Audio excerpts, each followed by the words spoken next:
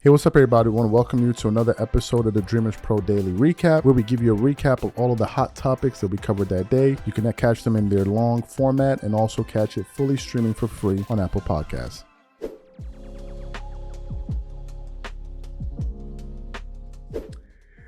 You know what, folks?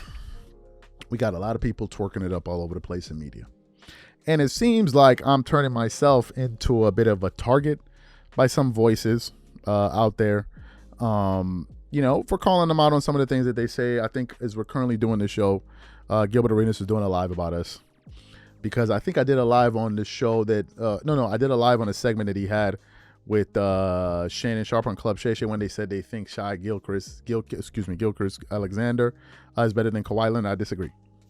I don't play in the NBA and I don't care. I disagree. Period. End of story. I disagree. Sorry. I don't care if I played in the NBA or not. I don't need to play in the NBA to understand that I think Kawhi Leonard is a better player. So, we've been ruffling some feathers because we've been pushing back on this kind of anti-LeBron push and all of that stuff. But I don't care, right? I'm just giving my point. I'm out here making up stories about people or cursing people. I'm just giving my point of view. And if you're allowed to go out there and say what you want to say about Michael Jordan, say about this person, say about that person, and it's okay, and we all got to sit up here and twerk it up for everybody else. And when I say my position, it should be okay too. Anyway, let's get into the meat and potatoes of this. So I was going through my Instagram yesterday, and a video was actually sent to me. It was sent to my feed, right? And I came across this clip, and it was featuring a sit-down between NBA Top 75 player Allen Iverson and former ESPN host Rachel Nichols, right? So they were there, and they were talking. And it was this clip, and essentially Allen Iverson was talking about Kobe Bryant, type of competitor he is, because they were direct competitors.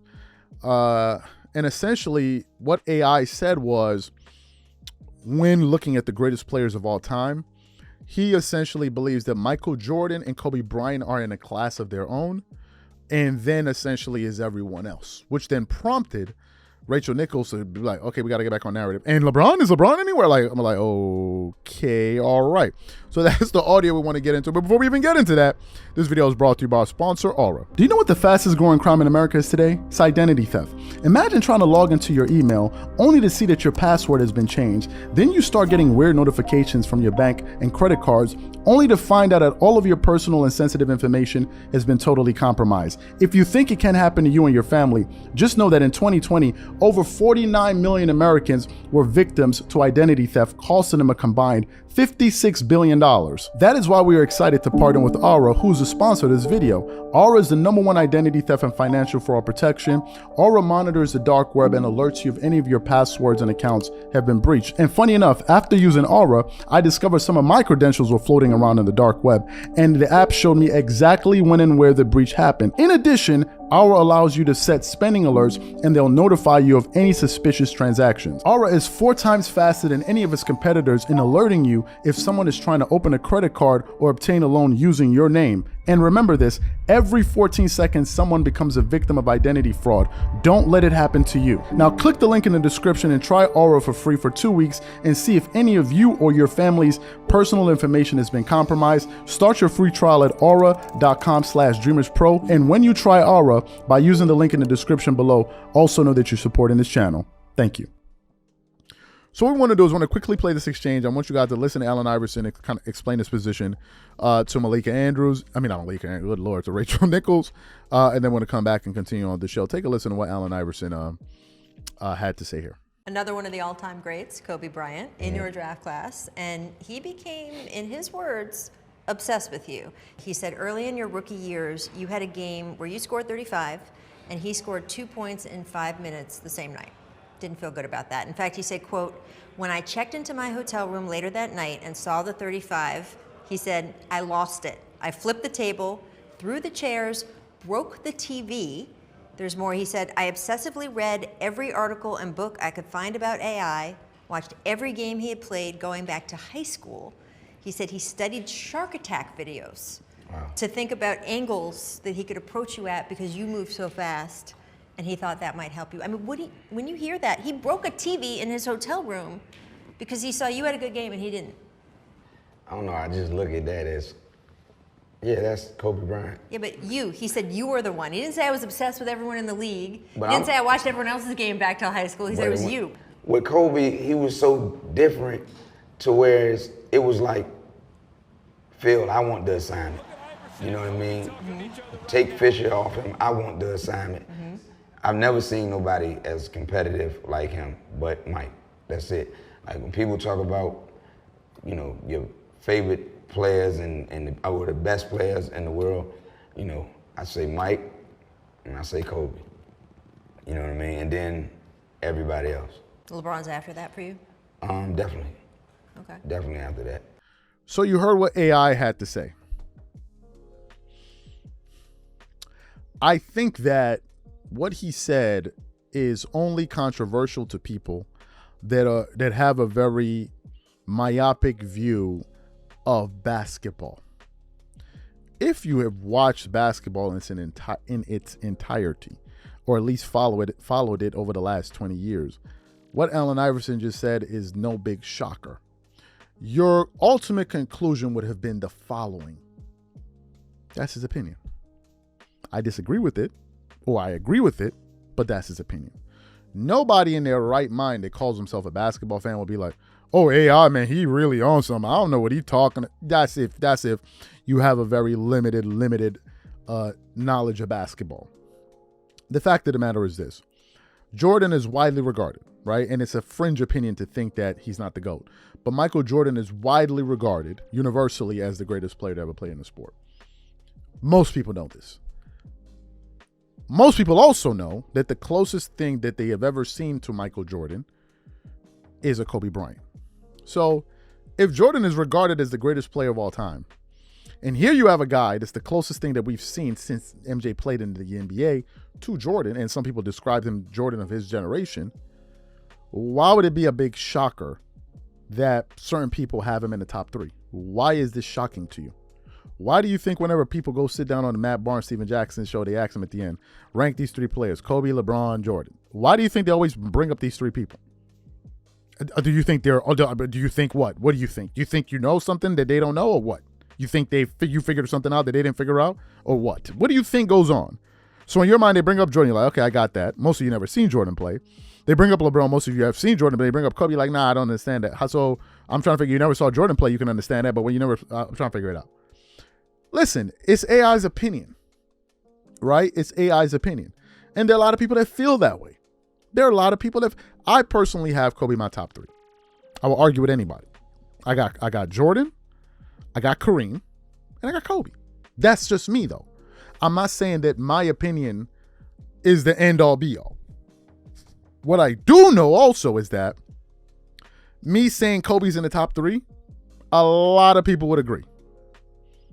Especially professional athletes. A lot of them. Some of them would disagree, but a lot of them would. Especially people that played against Kobe. So for AI to say something like that, and for people to be all up in a bunch and have their panties all up in a bunch and hollering and screaming like because the honey ran out, I'm like, what's the big thing here? You know, he gave his ranking, and you know, some people are going to feel a type of way. Now it was interesting that Rachel Nichols actually now put, but what about LeBron? I'm like, so what if he didn't mention him? You got to bring him up. Now some people have brought up the point. Well, AI said LeBron is the overall greatest player of all time, meaning the player with all around game. He's the greatest. And I still disagree with that notion. I don't believe LeBron is a better all around player than Jordan. I don't. You may think so. I don't. And I'm not just basing it off of stats. LeBron averages more rebounds than Jordan. He's a bigger player. He's 3 inches taller than him. Of course he's supposed to average more rebounds. LeBron is a great playmaker. So is MJ. So is he. But I've seen Jordan average 8+ assists a game. I've seen him do it. But to me, what I think makes Jordan the better all-around player are other things. Number one, offensively, that's one side of the ball which he dominates. Defensively, it's another side of the ball which he dominates. LeBron doesn't dominate defensively. No one ever accused him of being a lockdown defender, ever. In the clutch, Jordan is better. Mentally, toughness, he's better. He's better in all of those aspects, and he's a better leader. So I would give it to Jordan because of that, but that's just my opinion.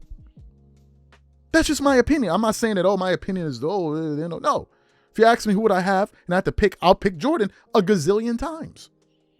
And I don't care to have him over a 20-year window. Do you know why? Because I know Jordan will get it done in less time.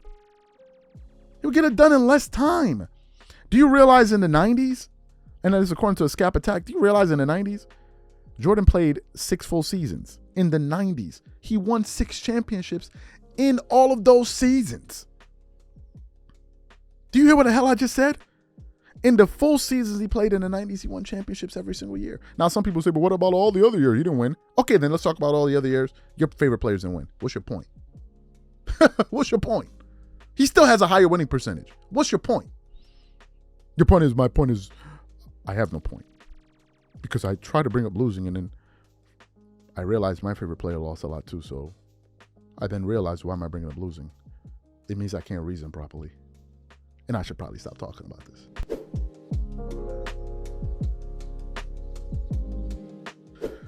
Oh God. Let me get to this topic. We had actually finished coming up with the topics that we're going to produce today. And I was getting ready to start shooting. And then this topic flashed across my screen. Now, I saw it, and initially I thought I was being punked, right? Because the title was so ridiculous. It says, Perk tells Stephen A. Smith that LeBron winning 5th ring at the end of his career.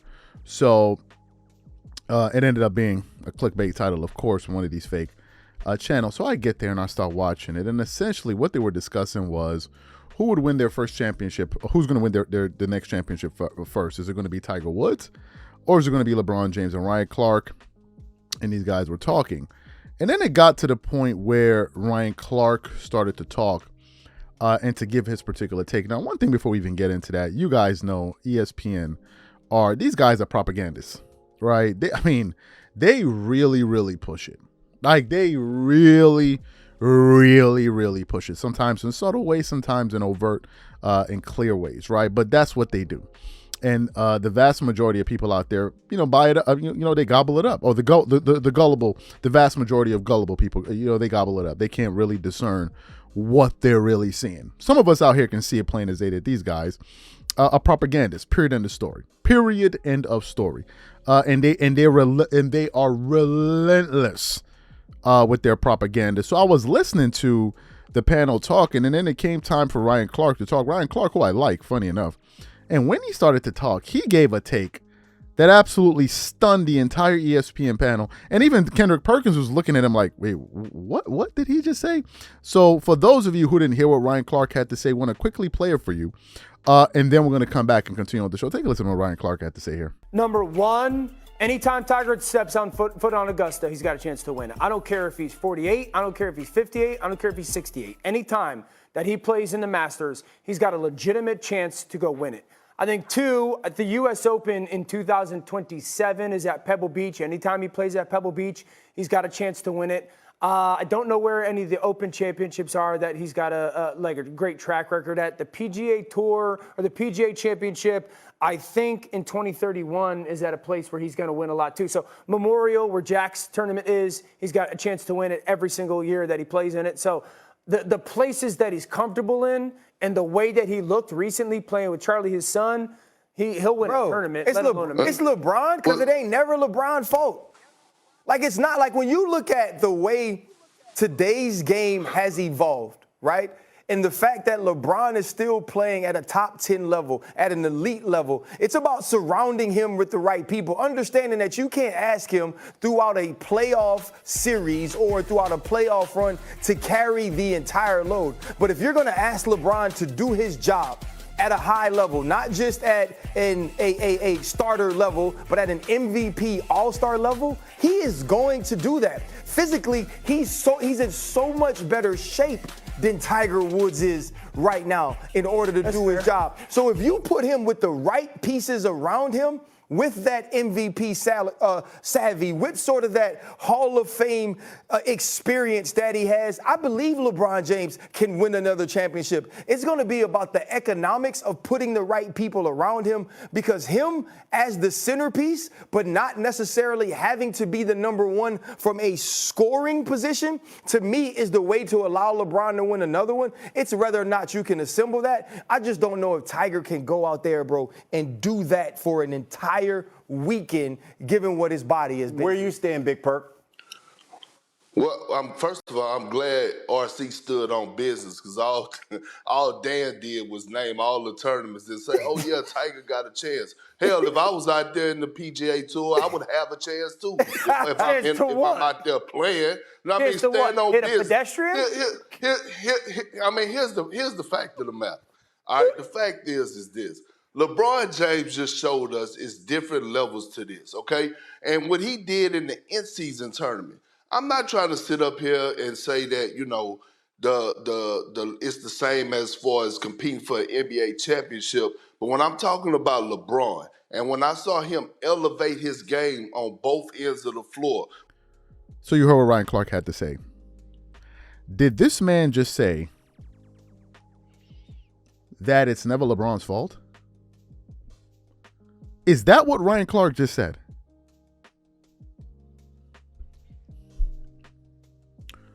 Please name me the athlete that plays at a professional level in a team sport where it was said that when his team loses, it's never his fault. Name the other athlete that they said that about. Certainly not Michael Jordan. Because, in fact, they were crucifying MJ for not winning in the beginning of his career. So MJ's off the list. Certainly not AI.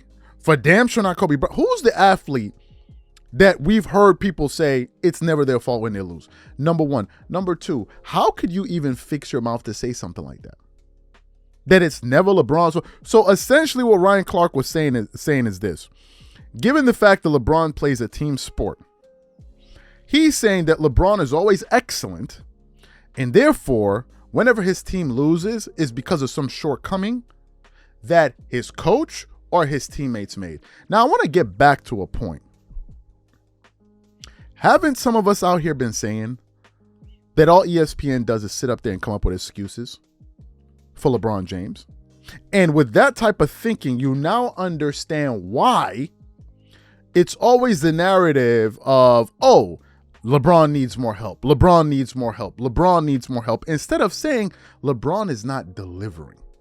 You see, it totally changes the conversation when you approach it from the vantage point of LeBron needs help, then it takes the onus off of LeBron, and now the issue becomes everybody else's fault.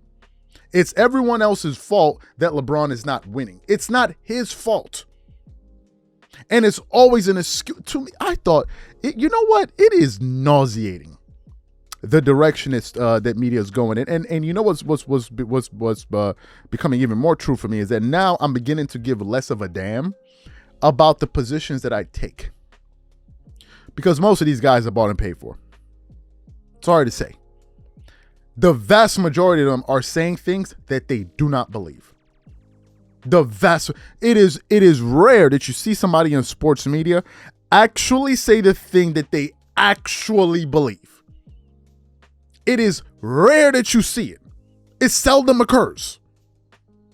All you see is guys going up there twerking it up, playing along with a particular narrative that they have to uphold. To say something like that is egregious. That it's never his fault. So when they lost in 2011, it was never his fault? What are you talking about right now? I couldn't believe Ryan Clark said that. What do you mean it's never his fault?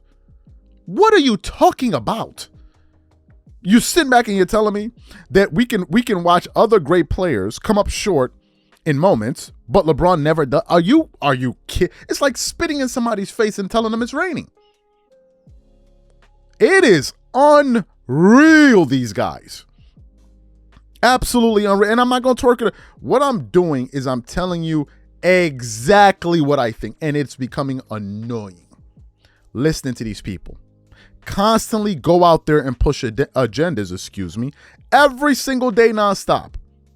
This was what was just said on an ESPN airwaves. That it's never LeBron's. I'm going to leave it there. I'm going to leave it there for you guys. But I'm floored, to say the very least. I'm not surprised.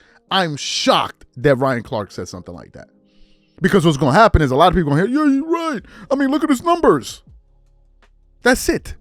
Then it all boils down to his individual stats. It's no longer about winning or losing. It's about the stats and the narratives we can paint around it.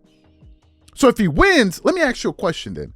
If you're telling me, listen to this, if you're telling me that it's never LeBron's fault, that in fact he's infallible, that in fact he's always excellent, and you're going to point to his statistics, that even if his team underperforms, you can still point to his numbers and say, hey, look, he performed well. Let me ask you a question then. If his team does well, what role did he play? Then that means that it's never really him, it's really his teammates then. It's really his teammates. So maybe we're giving him a little bit too much credit. What do you think? That's ESPN for you these days. A total joke.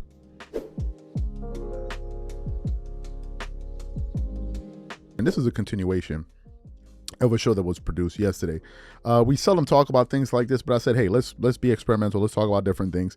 Let's see how people react to it. And we got some fantastic feedback from this show that we produced yesterday, which was centered on some comments, some very strong comments, might I add, that were made by Dr. Umar Johnson on the wife of deceased basketball legend Kobe Bryant.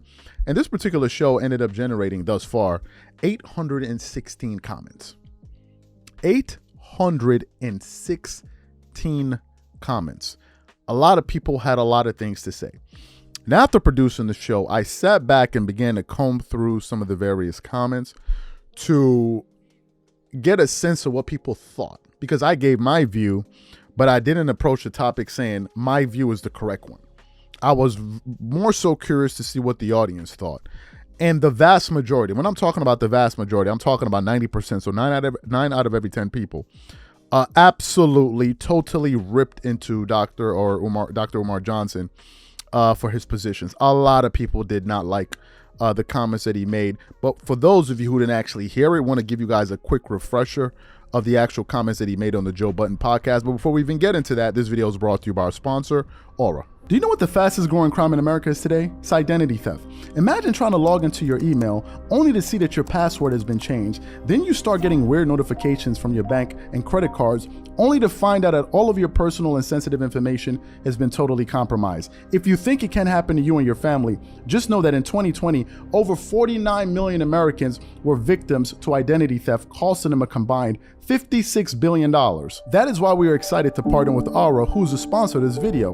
Aura is the #1 identity theft and financial fraud protection. Aura monitors the dark web and alerts you if any of your passwords and accounts have been breached. And funny enough, after using Aura, I discovered some of my credentials were floating around in the dark web, and the app showed me exactly when and where the breach happened. In addition, Aura allows you to set spending alerts, and they'll notify you of any suspicious transactions. Aura is 4 times faster than any of its competitors in alerting you if someone is trying to open a credit card or obtain a loan using your name. And remember this, every 14 seconds, someone becomes a victim of identity fraud. Don't let it happen to you. Now click the link in the description and try Aura for free for 2 weeks and see if any of you or your family's personal information has been compromised. Start your free trial at aura.com/DreamersPro. And when you try Aura, by using the link in the description below, also know that you're supporting this channel. Thank you. So what we want to do is want to quickly play what he had to say. It's only about a minute or so, just to give this video context and not assume that everyone has heard it. And then we're going to come back and continue on the show. Take a listen to what he had to say here. Let me ask you an example. Kobe Bryant. Let me ask you a question. Kobe Bryant. I want to ask you a question. Kobe Bryant died. Vanessa inherited his wealth. Sure. And guess what? Is Vanessa Bryant using any of that black man's money to do any good in the black community? Let me ask you a question. Absolutely not. We don't know Vanessa that. Bryant. Listen, I don't know. I'm telling you. How you know? You know? Let me ask you a question. But wait. Because she's a public Can I figure, ask you a question? and she just You don't know You that. didn't see that You initiative. don't know I that. do know. I do know what I'm Let me ask telling you- you now. let me ask you a Vanessa question. Bryant just started an initiative with 3 predominantly white colleges, some sort of a sports initiative with Kobe's money and Kobe's name. Didn't choose a single HBCU. Let me ask you a question. With a black man's money. Marvelous Marvin Hagler, he died from taking a COVID shot. Is his white widow using any of Marvelous Marvin Hagler's fortune to help black folks? You're being unfair. I'm being unfair how? No, let me tell you why. Expecting white women to use black money to help black people? No. How is that unfair? Because the same way you naming these people, we can name mad black wives that got black money from their husbands that did to help black people. With this, There's stop. a big It's my difference. goal. No, There's it's a big not. difference. We own. And you know what the difference is? You're wrong. You know what You're the difference wrong. is? You're wrong. You're wrong. If I marry a white woman, when I die, my wealth goes to the very people who have robbed everything from my community. It's not true. So you heard what he had to say there, and a lot of people didn't mince words, right? They did not mince words. And I want to get into some of the comments that people put up about him, because a lot of people were upset, right? A lot of people were upset with some of the things that he said, because they felt like, and I can understand people saying this, they felt like he basically went totally out of bounds by even suggesting anything of the sort from Kobe Bryant's deceased, from Kobe Bryant's wife. So let me get into some of the comments, and it's a lot, 817 counting. One person said, she can do whatever she wants with it. Like you stated, not only lost her husband, but also her child. She doesn't owe anyone anything. Another person said, what? She lost her husband and a child prematurely, and now she's expected to save the community? Please, that particular comment generated 60 responses to it. Another person said, I ain't never expected anybody to do anything for me, and definitely not no Vanessa Bryant. Another person said, Vanessa's responsibility is to raise her kids and hold down Kobe's legacy. That's it. Another person said, hate when people try to tell others what to do with their money, especially someone raising kids who lost their partner in life. Leave them be. Seriously. Another person said, it's not her responsibility to do that. I don't even think Kobe would have done that.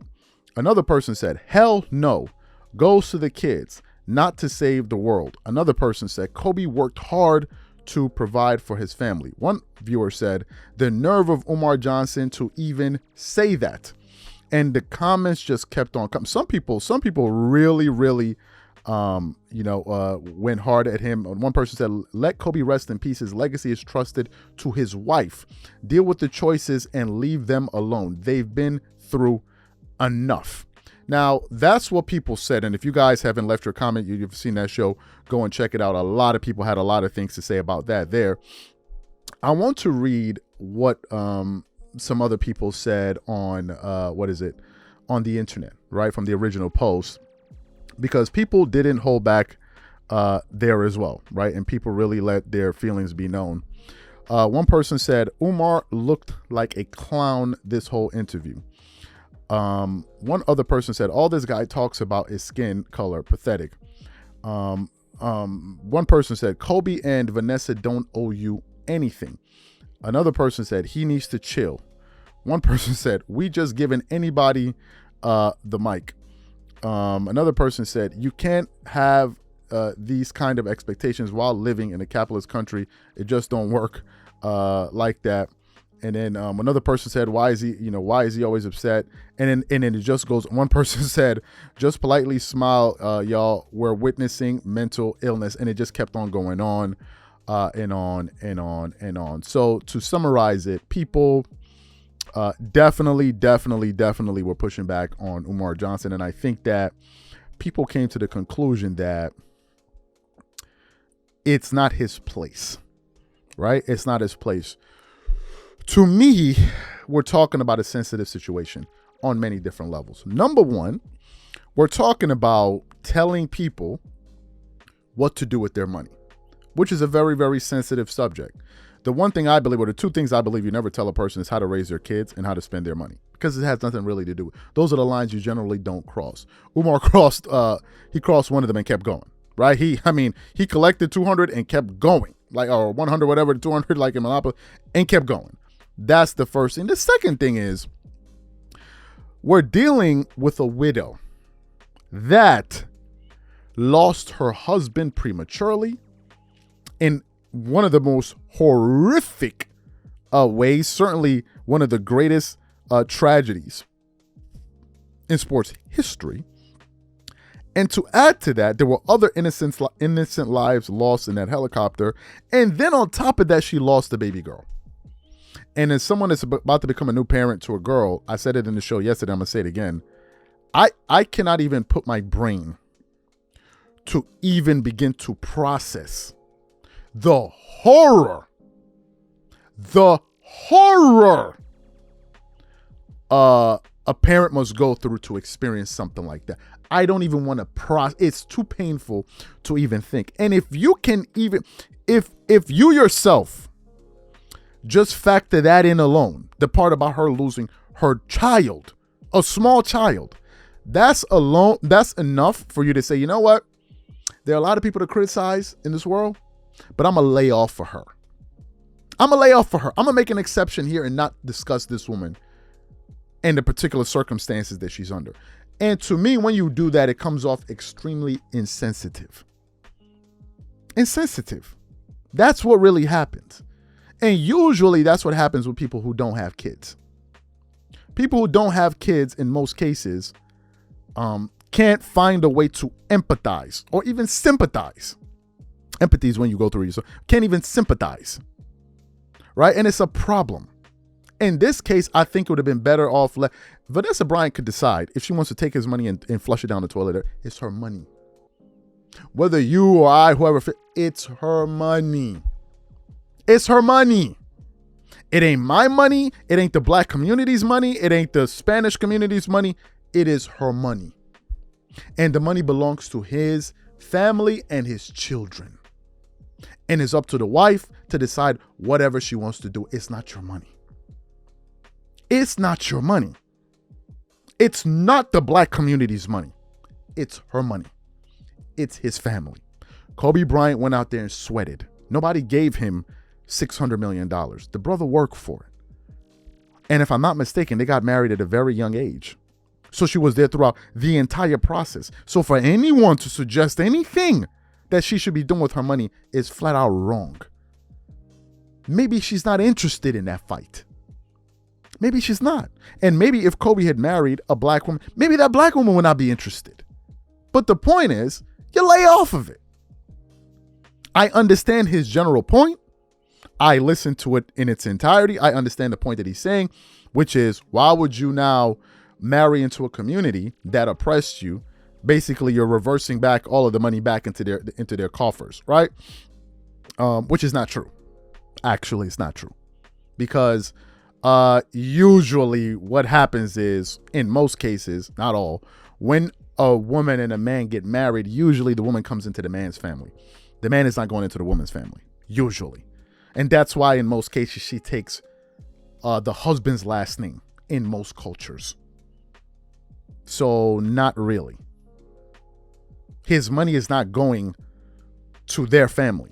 She came to his family, and his money continues on with his legacy, which are Bryant's. If you read her last name, it says Vanessa Bryant. It doesn't say anything other thing. So his money is not going into that community. It's not. Number one. Number two, by saying that, we're excluding the fact that it's an actual fact that Kobe Bryant's kids are black. They're Hispanic as well, but they're black. For sure. This is a scientific fact that they're black kids. So now if you're saying they should go into 100% blooded black kids, and that's madness. It's madness, because then you're going to say, well, it's going to go to the black community. Is 100 of all the black people in the black community 100% black? Like, no, it's madness. Total madness. So it'd have been better off just leaving the woman alone. That's his wife. It's her money.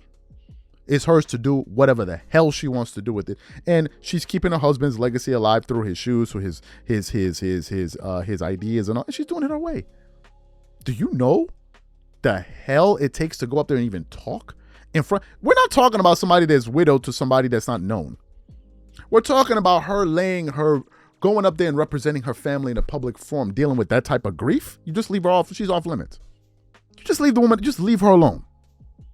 Because she's mourning a deceased partner, husband, and a child. The child part is like, okay, next topic. You can talk about Jay-Z. You can talk about this person. You have all these NBA players. Go talk about them.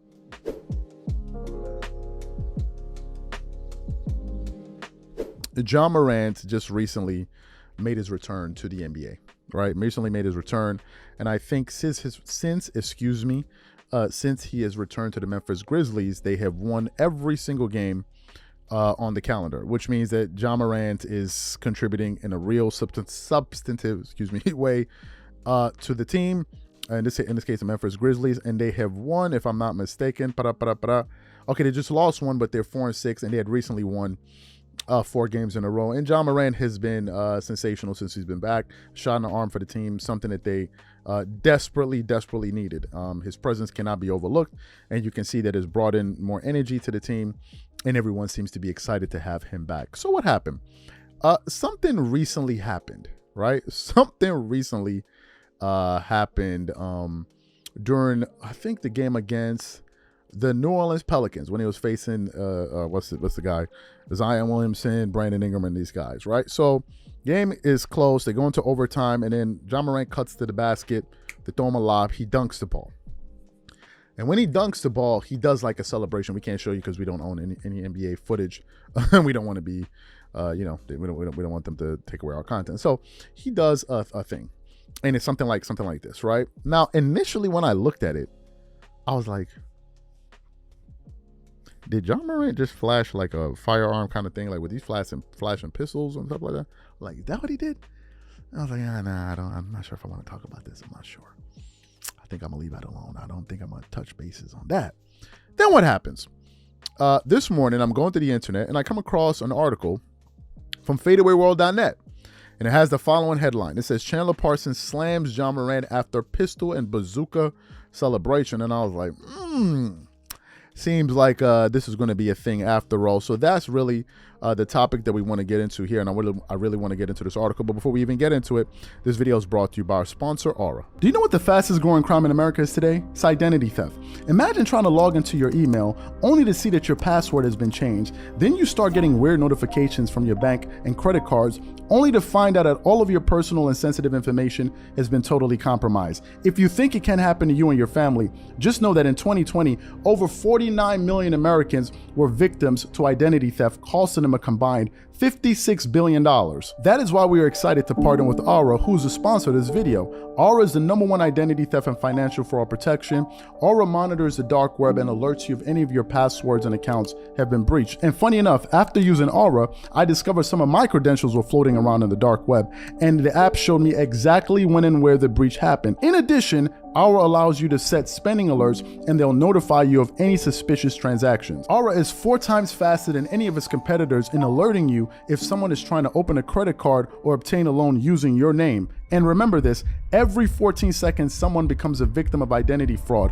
Don't let it happen to you. Now click the link in the description and try Aura for free for 2 weeks and see if any of you or your family's personal information has been compromised. Start your free trial at aura.com/DREAMERSPRO. And when you try Aura, by using the link in the description below, also know that you're supporting this channel. Thank you.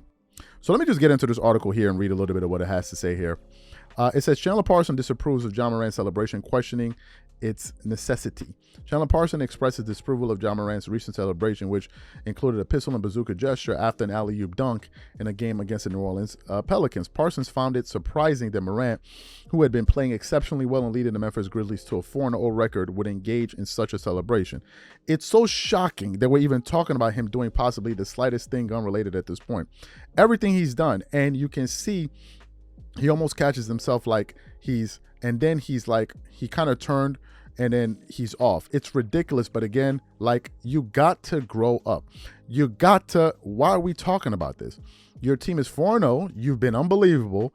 You've been probably forgiven to a certain point, especially in this, right? Like, the team is back to being yours. You're playing at an elite level. It's like, what else has to happen for you and your family and your friends to learn? Like, just make this about basketball, make this about your life, make this about your livelihood, and stop doing things like this because you're my CTV on court, right? So that's what he had to say there. And then he said a few other things there. So that's what he said. And then what happened?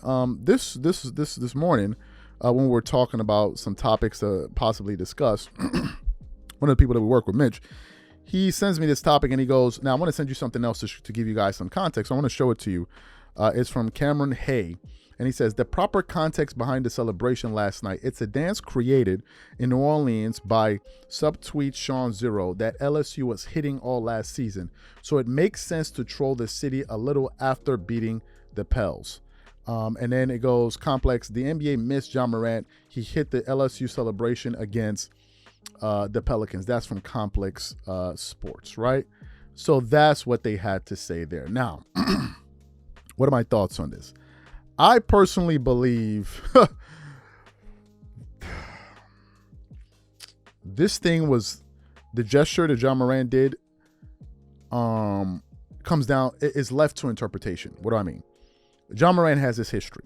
We know exactly why he was suspended. He was suspended essentially for the same thing, right? Over and over and over again.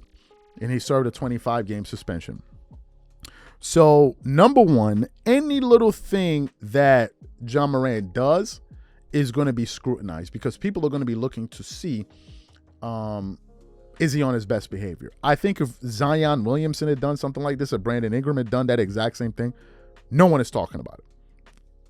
No one is talking about it because they don't have the history, right? So you're not paying attention for that. It's like somebody that always snatches purses. The minute you do it 1, 2, 3, 4, 5 times, the next time they see you around walking around people with purses, they're going to be like, is he going to do anything? Now, whether or not you're doing something is it's irrelevant. They're just going to be, is he going to, well, what is it? You stood up too quick.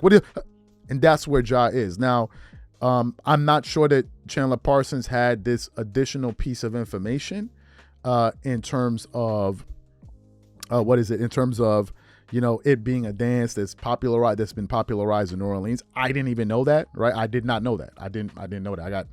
I got other stuff on my mind, so I was totally unaware of that. But it just goes to show you how critical people have become of John Morant, given the things that he's done. Because the fact of the matter is, John Morant put himself in the situation that he is right now. I'm not talking about this last thing about the gesture that he did. I'm talking about where he is right now. Nobody did it to him. No one did it to him. John Morant did it all on his own. So we're not going to let him off the hook for that one. It wasn't like as if he's any type of victim here. He's not. Right? He's not. He's the master of his universe, and he put himself in those situations. So Ja plays a role in terms of putting himself in a position where now people are always going to be ready to be critical of him. Right? And he has to be on his best behavior, period, end of story. And prior to him coming back into the NBA after his 25-game suspension, you didn't hear anything from him. Anything. So to me, maybe this is just probably Chandler Parsons not having enough information. But in terms of his reaction, I think that it's natural. And I think people are always going to be on the lookout to see if John Morant does something wrong. So these are my thoughts. So what I want to know from you guys, what do you think about his reaction? What do you think about what Ja did? Whatever you guys think, please leave your thoughts and comments in the comment section. We catch you on the next show.